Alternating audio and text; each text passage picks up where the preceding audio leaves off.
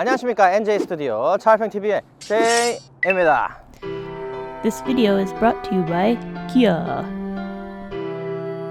지난 시간에 북미에 출시된 K5의 외관과 인테리어 기능을 봤었는데요, 정말 아름다웠다고 생각을 합니다. 오늘은 스펙과 시승기를 나가볼 예정이니까 같이 가보도록 해요. 전 세계에 석유가 풍족해지면서 차량의 퍼포먼스에 대한 관심이 급증하고 있습니다. 그래서 스포티함 그리고 퍼포먼스가 정말 관심이 집중되고 있는 시대예요.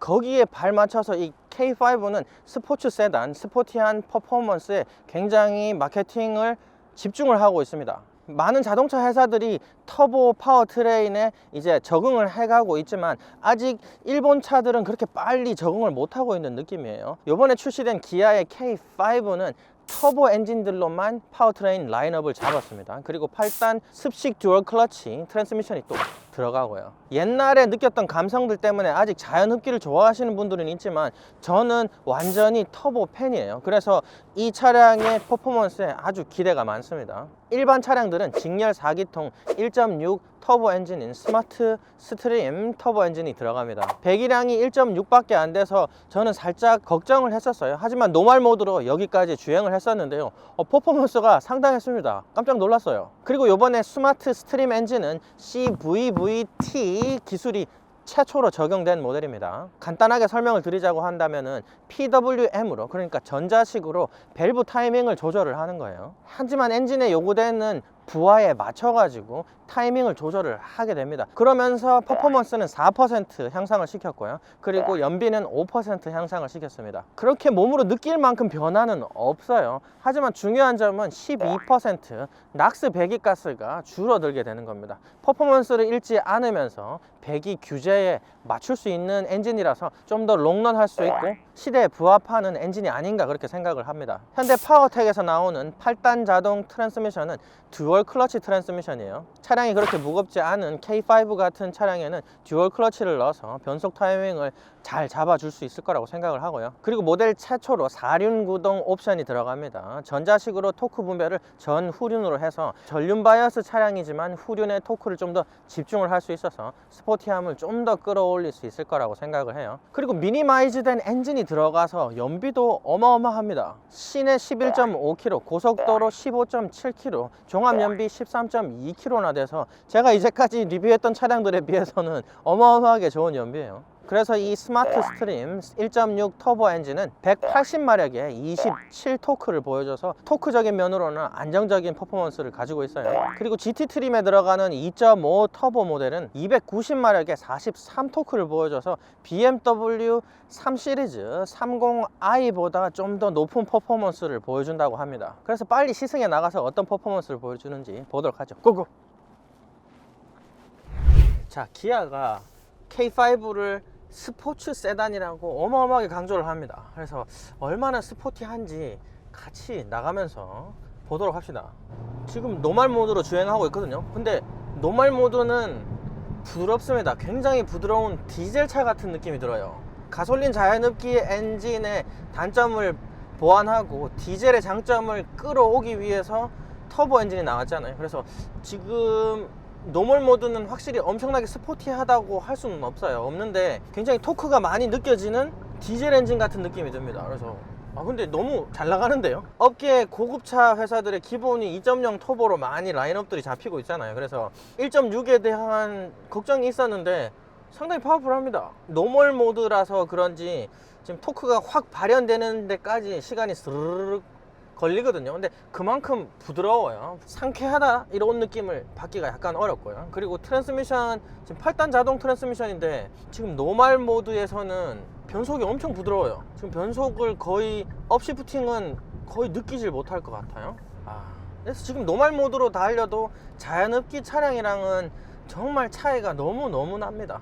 자연흡기 차량 같은 경우는 정말 힘을 발휘하는 RPM 자체가 상당히 높잖아요. 높아서 정말 고 RPM 주행을 할 때는 즐겁습니다. 그만큼 반응성도 빠르고 재미있어요. 하지만 보통 일상 주행에서 고 RPM 주행을 하시는 분이 계신가요? 거의 없지 않나요? 솔직히 3000 RPM 이상만 넘어가도 좀 부담스럽다고 느낄 수가 있고요. 시내 주행에서는 거의 또 불가능하잖아요. 그래서 1400 RPM에서부터 최대 토크를 뿜어내는 지금 1.6 터보 엔진이 올라가 있거든요. 그래서 일상 드라이빙에서 재미를 정말 느낄 수 있어요.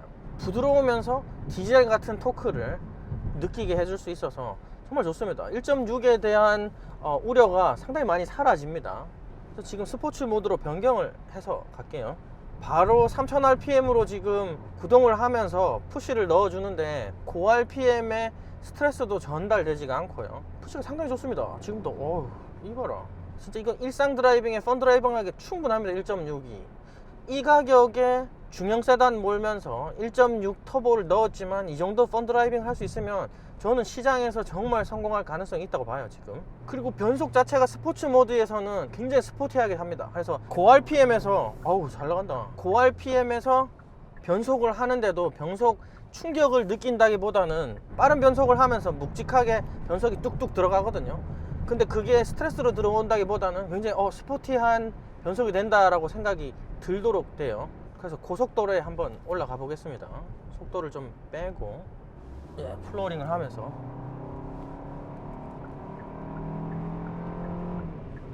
5-6,000rpm 사이에서 변속이 탁탁 들어가주면서 전혀 파워는 모자라지 않고요. 딱 한 가지 아쉬운 점이 있다고 하면은 터보 렉이 살짝 있어요. 터보 렉이 없다면은 저 이거 파워트레인에 대한 무한한 칭찬을 해주고 싶어요.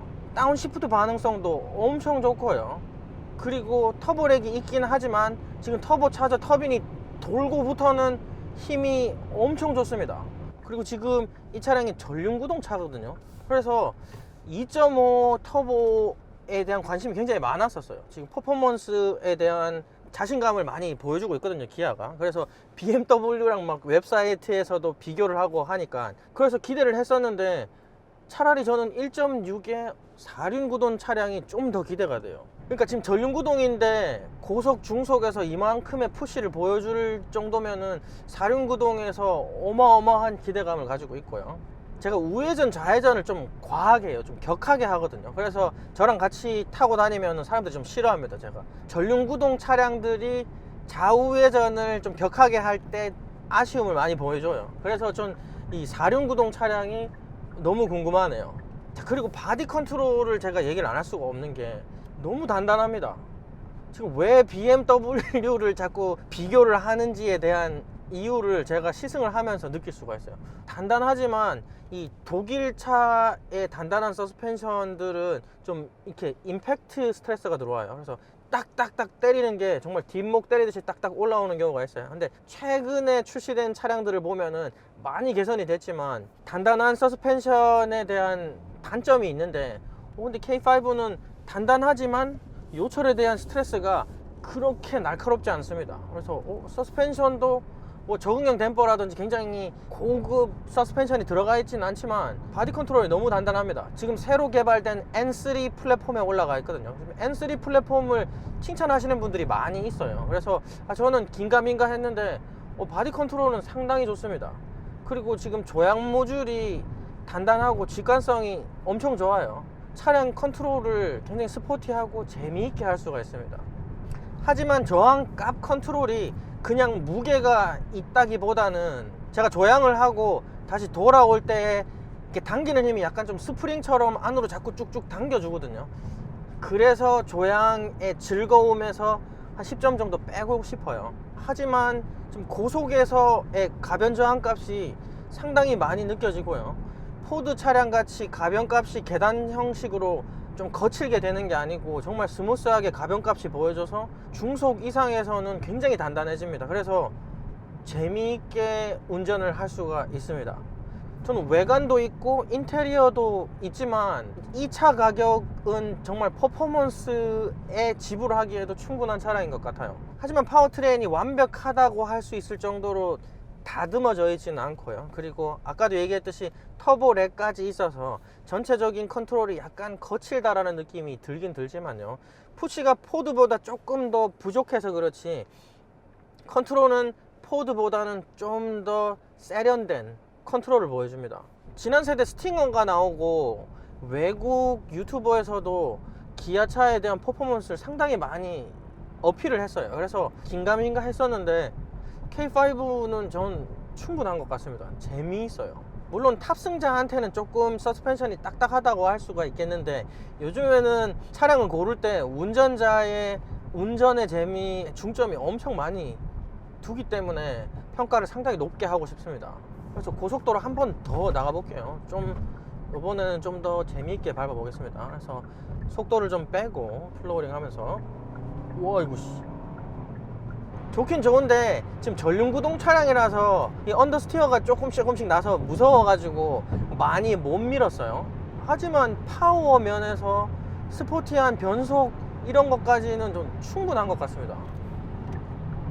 그리고 고속에 들어가면서 바디 안정감이 너무 좋네요. 조향 모듈의 저항값이 너무 튼튼하고 좋아서 바디롤도 거의 느끼지 못할 정도로 바디가 튼튼하네요. 새롭게 북미에 출시된 K5의 시승기는 여기까지 하도록 하고요. 또 다음에 멋있는 차량들 시승을 같이 나가보도록 해요. 감사합니다. 안녕.